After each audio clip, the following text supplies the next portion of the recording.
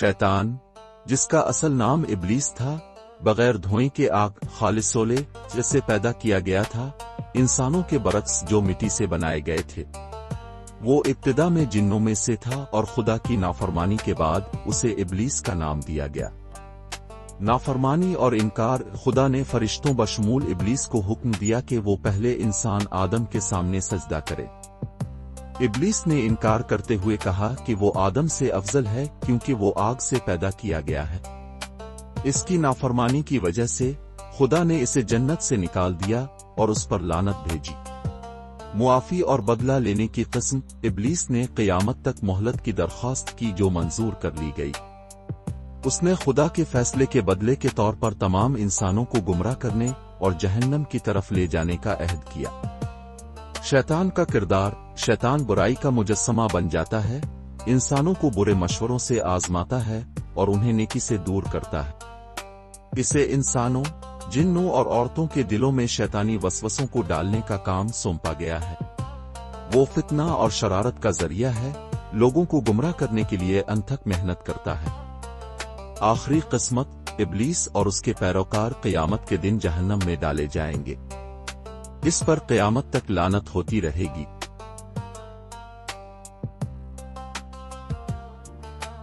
اسلامی روایت میں فرعون کی کہانی مصر کے ظالم اور نبی موسیٰ کے ساتھ اس کے تنازع کی حیثیت سے اس کے دور کے ارد گرد مراکز ہے۔ ایک کثیر الجہتی حکمران فرعون نے موسیٰ کے ایک خدا کے پیغام کو مسترد کر دیا اور اسے تکبر اور ظلم کے الزام میں الہی سزا کا سامنا کرنا پڑا۔ قرآن نے فرعون کے اسرائیلیوں پر ظلم موسیٰ کے ساتھ اس کا انکاؤنٹر اور موسیٰ کے لوگوں کا تعاقب کرنے کے بعد بحر احمر میں اس کا حتمی طور پر ڈوبنے کا ذکر کیا۔ کہانی پر ایک اور تفصیلی نظر یہ ہے، فرعون کا ظلم اور ظلم۔ قرآن فرعون کو ایک طاقتور اور متکبر حکمران کے طور پر بیان کرتا ہے جو یقین کرتا ہے کہ وہ خدا ہے۔ اس نے بنی اسرائیل پر ظلم کیا، انہیں غلامی میں ڈالنے اور ان کو کم کام کرنے پر مجبور کیا۔ اس نے بڑھتی ہوئی اسرائیلی آبادی کو کنٹرول کرنے کے لیے مرد نوزائیدہ بچوں کے قتل کا بھی حکم دیا۔ موسیٰ کا فرعون کے ساتھ مقابلہ۔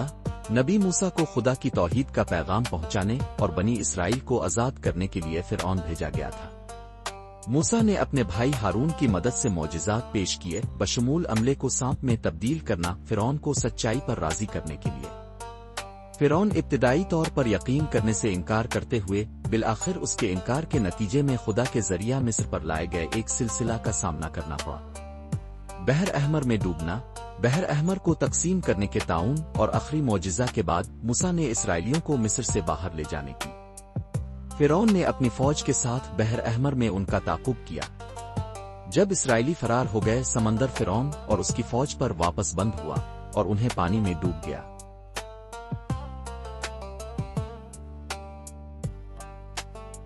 جائزہ 3 اسلامی اسکاٹولوجی میں دجال ایک ایسی شخصیت ہے جو فیصلے کے دن سے پہلے حاضر ہوگی اور لوگوں کو دھوکہ دے گی اور یہ دعویٰ کرتی ہے کہ وہ وعدہ شدہ مسیحا ہے۔ اسے جھوٹا قرار دیا گیا ہے جو جھوٹے معجزات پر کام کرے گا اور لوگوں کو گمراہ کرے گا، بالآخر عیسیٰ آمیدی کے ذریعہ تباہ کیا جائے گا۔ یہاں ایک اور تفصیلی نظر ہے، دھوکہ دہی۔ دجال کو المہنہ الدجال کے نام سے بھی جانا جاتا ہے، جس کا مطلب ہے دھوکہ دہی مسیحا۔ وہ ایک جھوٹی مسیحی شخصیت ہے جو عظیم فتنہ کے دور میں ابھرے گی۔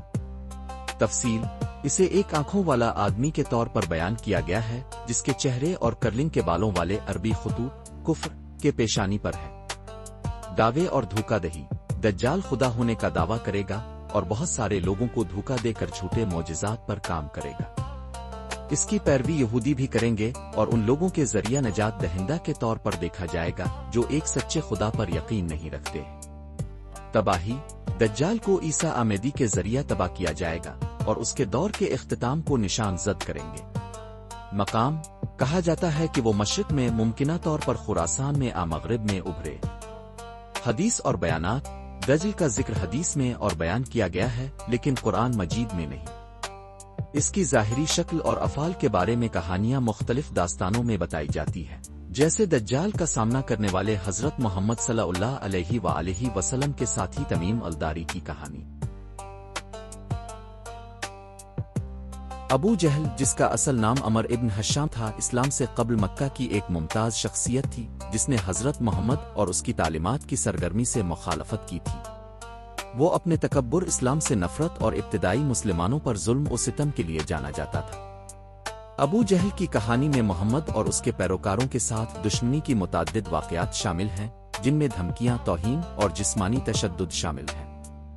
ابو جہل کی کہانی کے کلیدی پہلو: محمد اور اس کی تعلیمات سے نفرت۔ ابو جہل اسلام کا ایک سخت مخالف تھا اور اس نے محمد اور اس کے پیروکاروں کا مذاق اڑایا۔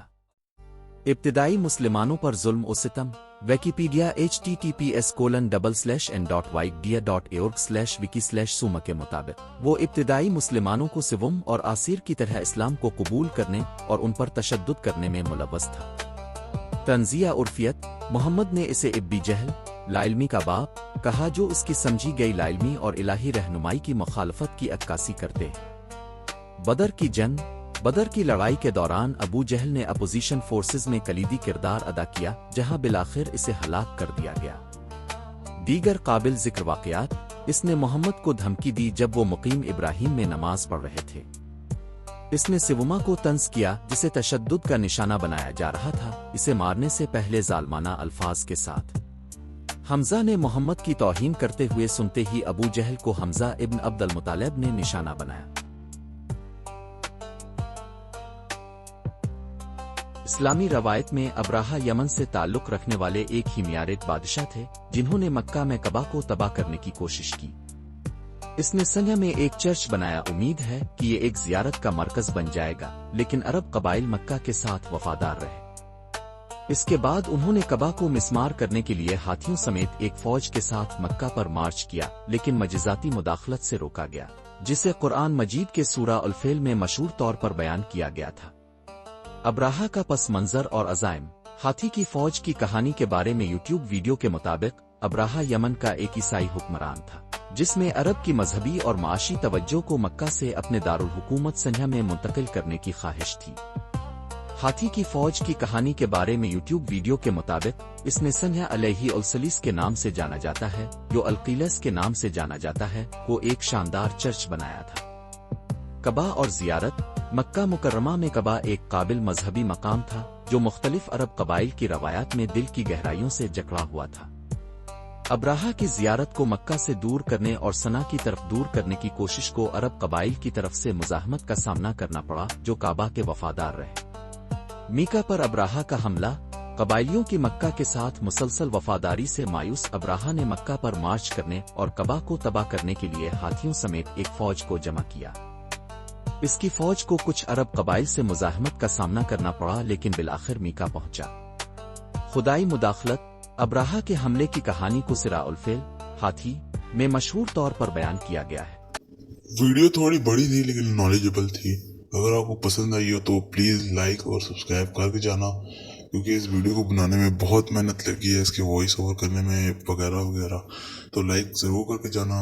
اگر کوئی پسند آئی ہو تو پلیز لائک اور سبسکرائب ضرور کر جانا۔ تھینک یو اور اللہ حافظ۔